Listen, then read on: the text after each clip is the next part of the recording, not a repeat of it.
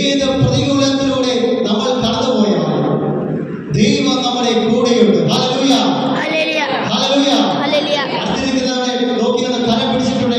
എന്റെ ദൈവം എന്റെ കൂടെയുണ്ടെന്ന് അഭിഷേകത്തോടെ പറഞ്ഞേ. ഉറങ്ങുന്നവരെല്ലാം ഒന്ന് ഉണരട്ടെ ഈ സമയം. ഹല്ലേലൂയ, അഭിഷേകത്തോടെ പറഞ്ഞേ. അഭിഷേകം വ്യാപരിക്കട്ടെ ഈ സമയം. എന്റെ ദൈവം എന്റെ കൂടെയുണ്ടെന്ന് പറ. ഹല്ലേലൂയ, ആ ദൈവം എന്നെ കൈവിടത്തില്ല എന്ന് പറ. Hallelujah, hallelujah. നിങ്ങൾ പറ, പറയുമ്പോൾ അത് സംഭവിക്കും. Hallelujah, hallelujah. വിശ്വാസത്തോടെ പറഞ്ഞു നോക്ക്. കർത്താവിന്റെ ശക്തി നമുക്ക് കാണാൻ സാധിക്കും. ഹല്ലേലൂയ. ഇവിടെ വചനം പറയുക, അഗ്നിയിലൂടെ നടന്നാലും പൊള്ളലേക്കുകയില്ല, ജലത്തിലൂടെ നടന്നാലും അത് നിന്നെ മുക്കിക്കളയുകയില്ല.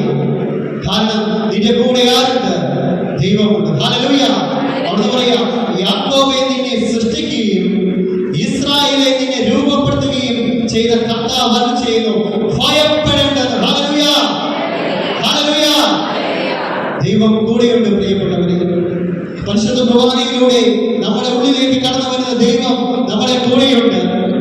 വചനത്തിലൂടെ നമ്മളെ വിശുദ്ധീകരിക്കുന്ന ദൈവം നമ്മുടെ കൂടെയുണ്ട്. Hallelujah, hallelujah. നമ്മൾ വിശ്വസിക്കണം. ഇത് നമ്മൾ ഏറ്റു പറയണം.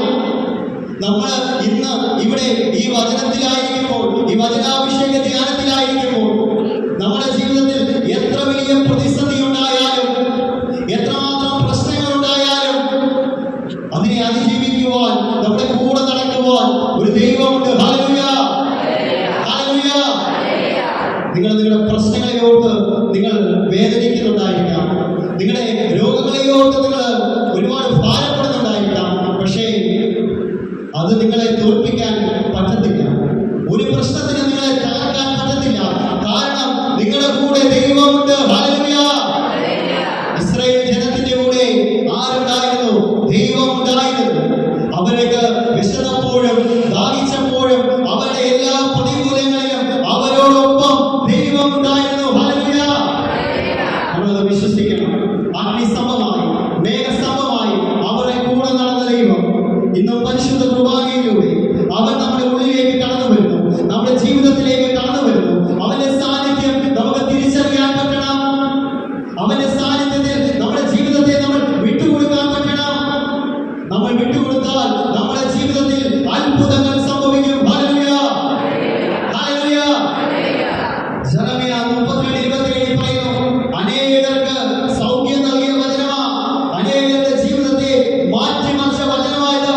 ജെറമിയ 32:27. ഒന്ന് നമുക്ക് കരങ്ങൾ ഉയർത്തി ഏറ്റു പറയാം. ഞാൻ സകല മർത്യരുടെയും ദൈവമായ കർത്താവാണ്, എനിക്ക് അസാധ്യമായി ഒന്നുമില്ല. ഹല്ലേലൂയ. ഈശോ ഇന്ന് ഈ നിമിഷം നമ്മുടെ രോഗങ്ങളെ നോക്കി, നമ്മുടെ കടബാധ്യതയെ നോക്കി, നമ്മുടെ തകർച്ചകളെ നോക്കി, നമ്മുടെ ബന്ധനങ്ങളെ നോക്കി, നമ്മുടെ സമാധാനമില്ലാത്ത അവസ്ഥകളെ നോക്കി കർത്താവ് പറയുക, ഞാൻ സകല മർത്യരുടെയും ദൈവമായ കർത്താവാണ്, എനിക്ക് അസാധ്യമായിട്ട് എന്തെങ്കിലും ഉണ്ടോ? Hallelujah, hallelujah. നമ്മൾ വിശ്വസിക്കണം. നമ്മുടെ ദൈവത്തിന് ഒന്നും അസാധ്യമല്ല. നമ്മുടെ ദൈവത്തിന് എല്ലാം സാധ്യമാണ്.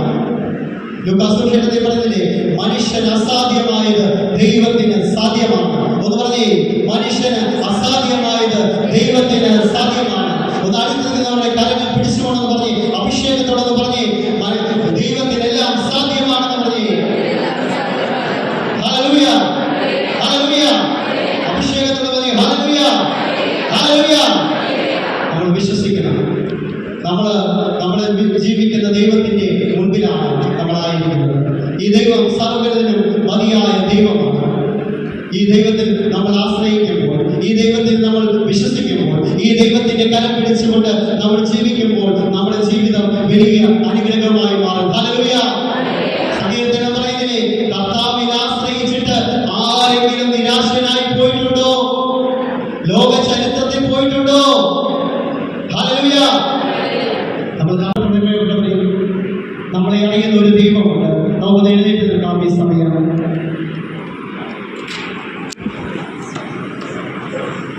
നമ്മളെ തന്നെ നമുക്ക് പൂർണ്ണമായും ദൈവകരങ്ങളിലേക്ക് നമുക്ക് സമർപ്പിക്കാം. നമ്മളെ അറിയുന്ന ഒരു ദൈവം നമുക്കുണ്ട്. നമ്മളെ കണ്ണുനീര് കാണുന്ന, അലച്ചില് കേൾക്കുന്ന ഒരു ദൈവം നമുക്കുണ്ട്. ആ ദൈവം സകലതിനും മതിയായ ദൈവമാണ്. ദൈവാവർത്തന പുസ്തകം 4:7 പറയുന്നു, നാം വിളിച്ചപേക്ഷിക്കുമ്പോഴൊക്കെ നമ്മുടെ ദൈവമായ കർത്താവ് സമീപസ്ഥനായിരിക്കുന്നത് പോലെ ദൈവം ഇത്രയേറെ അടുത്ത് വസിക്കുന്ന ഏത് ശ്രേഷ്ഠ ജനതയാണുള്ളത്. നമ്മൾ വിളിച്ചാൽ വിളിയേൽക്കുന്ന ഒരു ദൈവം നമുക്കുണ്ട്. ആ ദൈവം സകലതിനും മതിയായ ദൈവമാണ്. ആ ദൈവം സർവശക്തനായ ദൈവമാണ്. ആ ദൈവം 2 ദിനവാർത്തകാലം 7:14 പറയുന്നു, എന്റെ നാമം പേരുന്ന എന്റെ ജനം എന്നെ അന്വേഷിക്കുകയും തങ്ങളെ തന്നെ എളിമപ്പെടുത്തി പ്രാർത്ഥിക്കുകയും തങ്ങളുടെ ദുർമാർഗങ്ങളിൽ നിന്ന് പിന്തിരിയുകയും ചെയ്താൽ ഞാൻ സ്വർഗത്തിൽ നിന്ന് അവരുടെ പ്രാർത്ഥന കേട്ട് അവരുടെ പാപങ്ങൾ ക്ഷമിക്കുകയും അവരുടെ ദേശം സന്തുഷ്ടമാക്കുകയും ചെയ്യും. ഇവിടെ നിന്ന് ഉയരുന്ന പ്രാർത്ഥനകൾക്ക് നേരെ എന്റെ കണ്ണും കാതും ജാഗരൂകമായിരിക്കും. പ്രിയപ്പെട്ടവരെ, നമ്മളെ തന്നെ ഇളമപ്പെടുത്തിയാൽ, നമ്മളെ തന്നെ വിട്ടുകൊടുത്താൽ കർത്താവ് പറയുക, നമ്മുടെ പ്രാർത്ഥനകൾക്ക് നേരെ അവിടുത്തെ കണ്ണും കാതും ജാഗരൂകമായിരിക്കും.